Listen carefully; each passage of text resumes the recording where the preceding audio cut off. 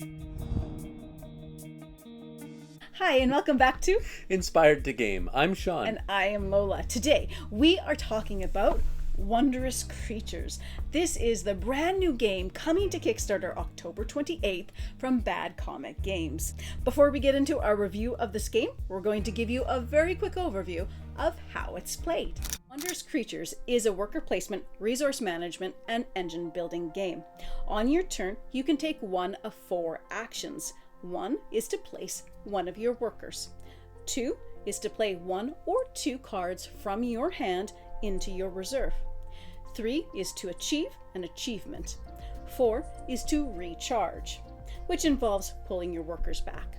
When you place a worker, you'll be placing them on 2 hexes onto the planes. Now, any habitats they are adjacent to, they get either 1 resource or they can take 1 matching habitat card from the wilderness to take into their hand. You can do that for each adjacent habitat.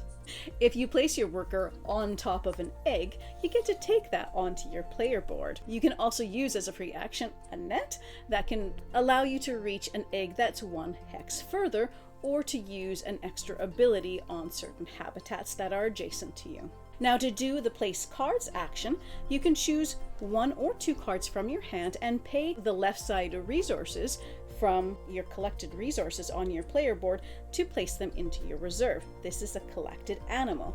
Each card that you play has its special powers, and there are a variety of cards you can play. Ones that have an immediate effect, ones that have a continuous effect. Some will give you endgame scoring benefits, and others will give you extra abilities that you have when you do the recharge action.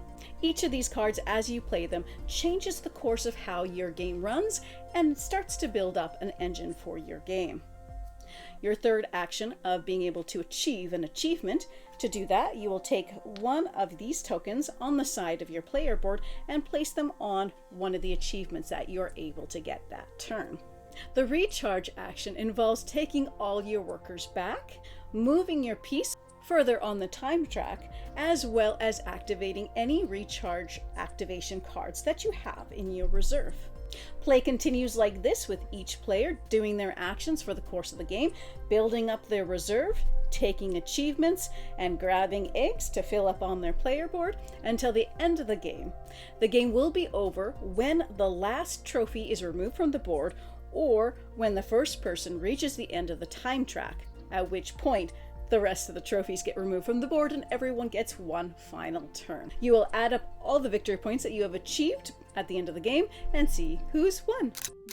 I gotta start by saying that I am so excited about this game, and I am absolutely in love with this game.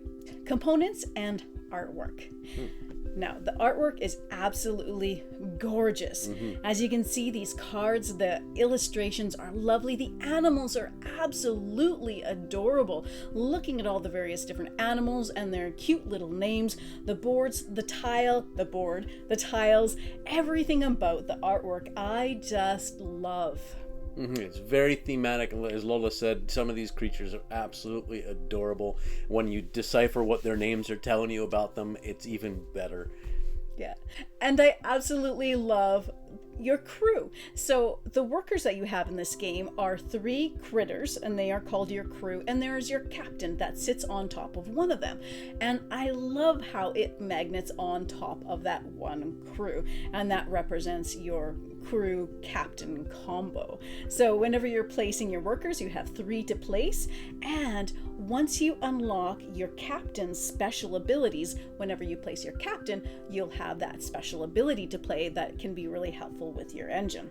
And the 6 captains, like the inclusion of magnets in these meeples makes it so that you can still pick your favorite color and whatever captain you want, and they are interchangeable. There's nothing holding you back from mixing and matching. And now, with talking about components, we do have to say this is a prototype, so everything that you see in all of our pictures is based on the prototype and subject to change.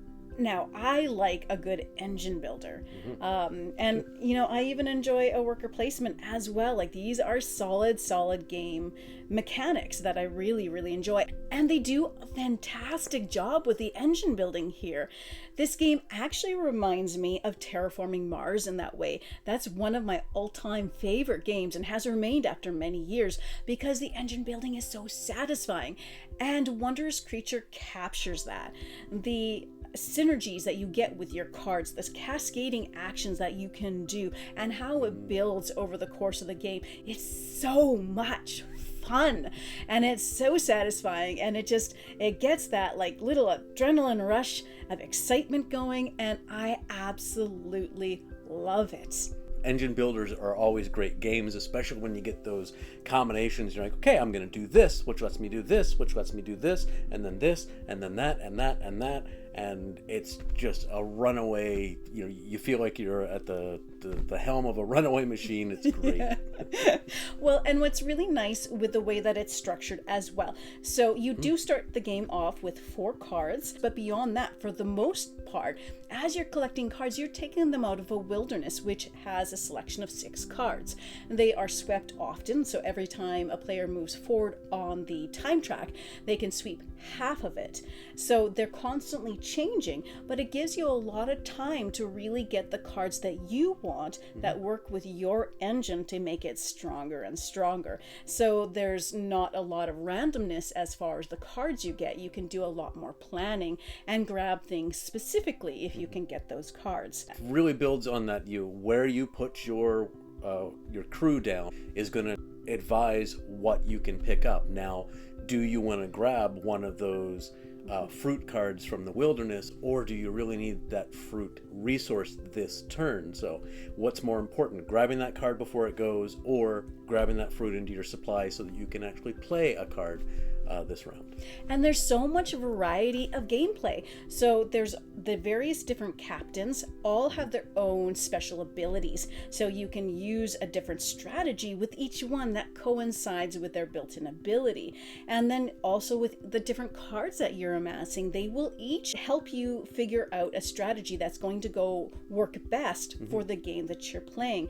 Each game plays completely differently because of this. There is so much to do, and there's so many different ways to explore, and it's fresh each time. Yeah, and those captain abilities, there's actually 2 of them. There's one that affects gameplay and one that affects where you can place your crew. So as the game proceeds and you unlock those abilities, maybe you can place in different areas that give you better placement so you can get more resources or more cards. Another thing that I really like that they've done here is they do have the double possible ways to end the game. So on the one hand, the game ends when the last trophy is taken, but on the other hand, the game ends when the first player reaches the end of the time track. And once they do that, whatever trophies may be remaining, they're wiped out. Everybody gets one last turn. But it's really nice and balanced because it means that your game isn't going to go on forever based on people's choices. But because of this double mechanism here, it means that the game cannot drag. So if people aren't really racing towards the achievements, if they're just spending more time building up their reserves and building up resources, well, then you're going to get to a point where you're running out of time instead, and that will end the game for you. So it keeps the game nice and concise. And there's a whole variety of cards, which is really nice. So there's your cards that have an immediate effect that takes place when you play it. There's your cards that give you endgame scoring. There's ones that give you a continuous effect. And then there's ones that specifically activate within the recharge action of the game. So it's really nice to play around with the different types of cards, but it's also great that it's not very complicated. Like, it's not too complicated. So you're not sitting there spending loads of time needing to read each of them and trying to keep up with what everything does.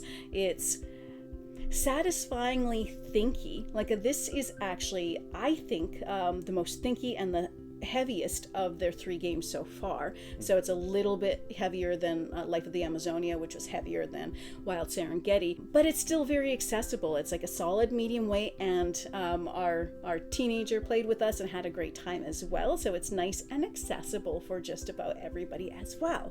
One of the things I like about the cards specifically is that they do have the iconography, just like most games do, but they don't expect you to rely on it. In the place at the very, very bottom, there's a little bit of card text that tells you what's going on, and if that still isn't making sense to you, the whole thing is explained even further in the manual, at least at this point in the prototype.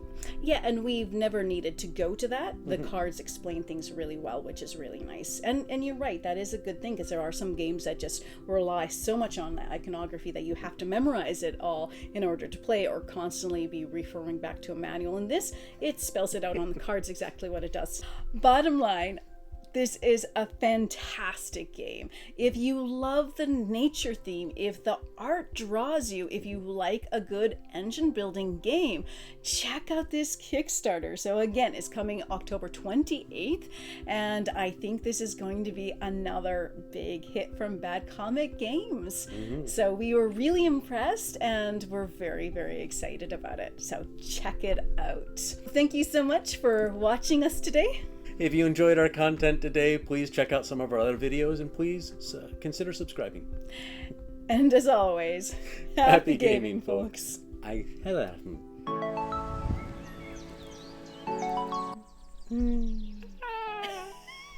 hands of ice.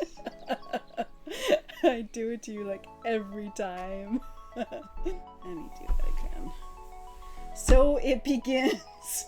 That's how it's played, dearie. The fourth action that you can do. What? Play continues until the end of the game. How does the game end? Okay. And I absolutely love the meeples as well. The critters, the crews. Okay, when you get the really, really satisfying combination going, and I'm just gonna stop talking now. So, bottom line, I'm so verklempt. Oh, I can't speak.